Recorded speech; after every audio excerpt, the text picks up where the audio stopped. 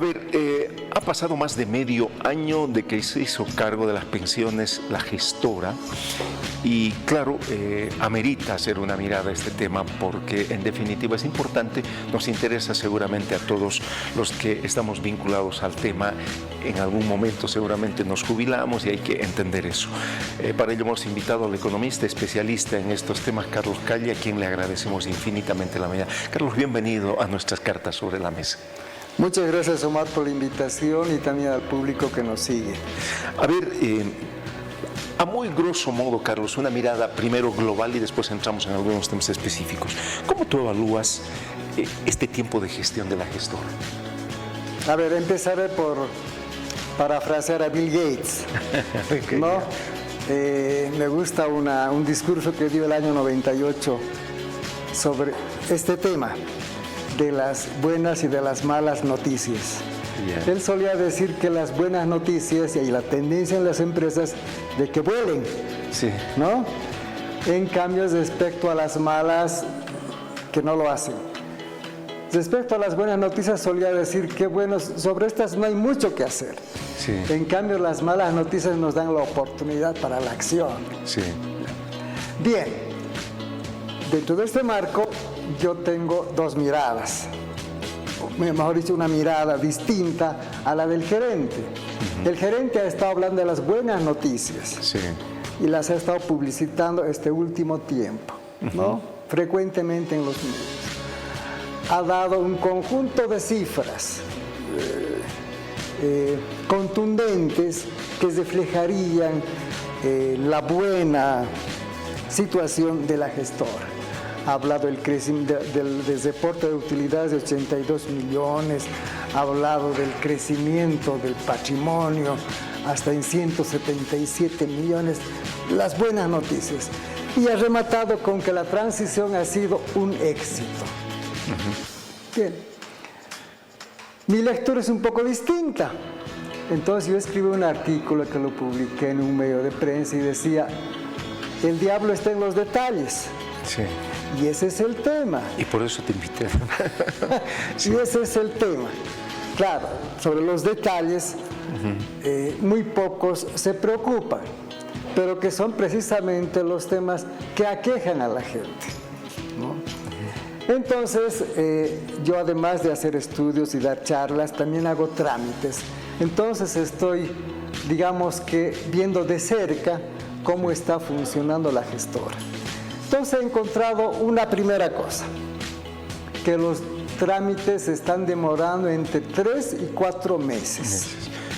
En comparación al anterior. En comparación con el anterior, que no pasaban de 45 días. Y los plazos establecidos en el procedimiento, en la resolución administrativa que norma estas operaciones, se cumplían rigurosamente. Volver en 10 días, luego en unos 15 días hábiles, todo sumaba 45 días y se suscribe el contrato de pensión. Sin mayor trámite. Hemos duplicado y un poco más todavía. Sí, pero no solo eso, no solo eso, hay una falta de consideración del personal de plataforma con el afiliado, porque le citan para una fecha, acude a esa fecha, le dicen, ¿sabe qué le falta? Falta la firma, falta los cálculos, vuelve a hacer esta otra fecha. Uno acude nuevamente a esa fecha, otra historia, ¿no? Y así, de tal manera que estos trámites están demorando entre 3 y 4 meses. Realmente, eso es precisamente, no es de las buenas noticias, es de las malas. Sí. Pero eso existe. El gerente lo sabrá, no lo sé, ¿no es cierto? Pero bueno, ese es un tema. Hay un otro tema que me ha llamado la atención de sobremanera y tiene que ver con la falta de capacidad de gestión de solución de los problemas, ¿ya? Y la falta de sistematización de los procesos. Por lo que me han transmitido, muchos de los procesos todavía lo están realizando manualmente. Terrible. Cuando uno hace una consulta, cuando tiene una observación respecto a un tema, el personal de plataforma no tiene la capacidad de absolver.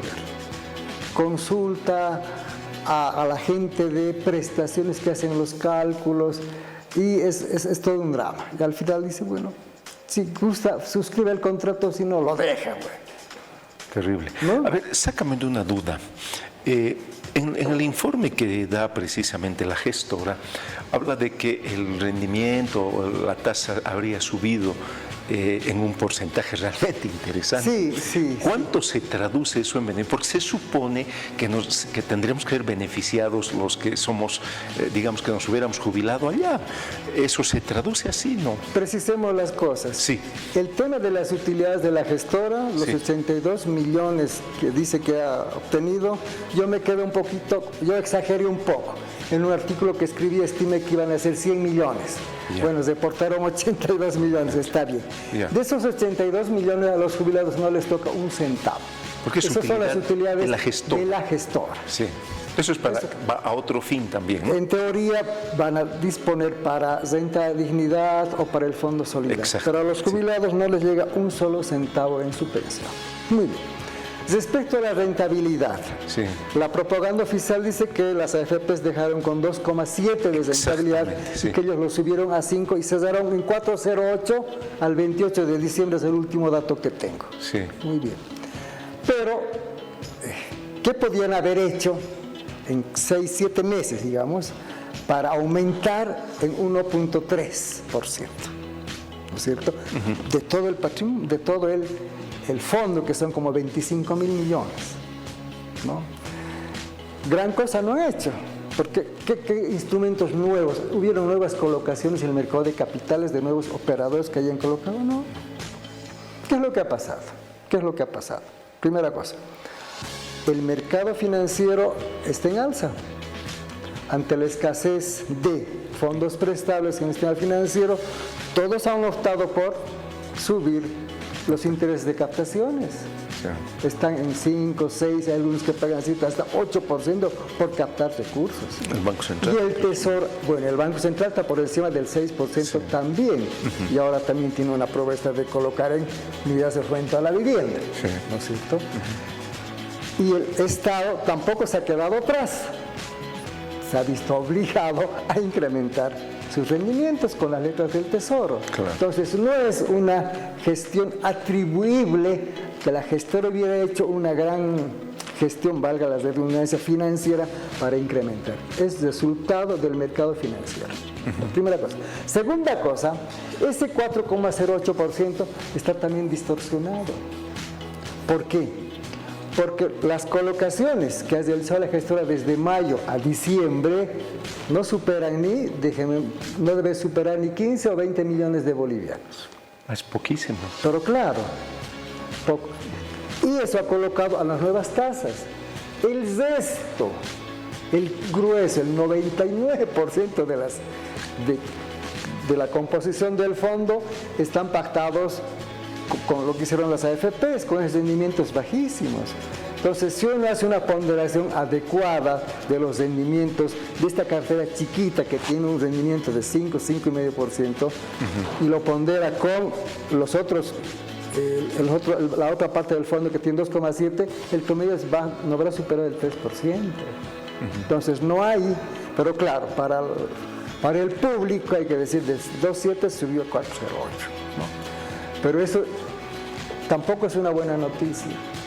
¿Por qué no es una buena noticia? ¿Por qué? Porque las pensiones se reajustan todos los años y se reajustan en base a dos variables, fundamentalmente. La primera se refiere a la variación de la unidad de fomento de la vivienda. Sí. ¿Ya?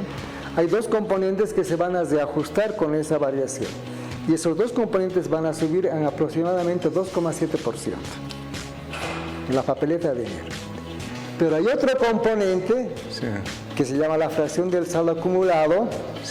Para que no suba, el rendimiento debió ser al menos 5%. Ha resultado ser 4,08. Eso quiere decir que ese componente nuevamente va a disminuir y va a ser el 10º año, o sea, 10 años que está disminuyendo ese.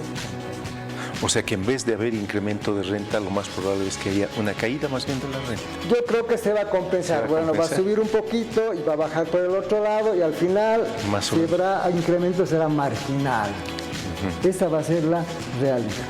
¿Cuánto se ha incrementado la cantidad de jubilados por este sistema? A ver, hemos estado en 209.000 a diciembre del año pasado, del 2022, y hemos cerrado este año más o menos en 220.000. Son más o menos 21.000, 22.000 que al año se jubilan, ¿no? Eso es a razón de 1.000 y algo más por mes en el país, entonces saca la cuenta. No es una gran cantidad de jubilados que se tiene en el país, ¿no? ¿Cómo está creciendo la capacidad de captación de la gestora? La recaudación. La recaudación, sí. Eso tiene que ver con la actividad económica. Si se reactiva la actividad, sobre todo la actividad formal, o si esta se expande, eso se va a reflejar en mayor cantidad de afiliados. Cosa que vemos que no ha ocurrido, no está ocurriendo, no creo que ocurra, porque no es preocupación de este gobierno ni del anterior promover empleos formales. En algún momento una de las críticas era, y recuerdo que decían, se va a volver su banco del gobierno, la gestora. ¿Hasta qué punto es verdad esto? ¿Es su mejor cliente el Estado hasta el momento? En este momento la mayor parte de las colocaciones se están realizando en el gobierno. Eso es cierto. Por eso, a ver, al año 2022, no, al 2021, la composición del fondo de capitalización era más o menos la siguiente. 25% se invertía en el tesoro y el 75% en el sector privado. Sí. A diciembre han cesado al 31% en el tesoro y 69% en el sector privado.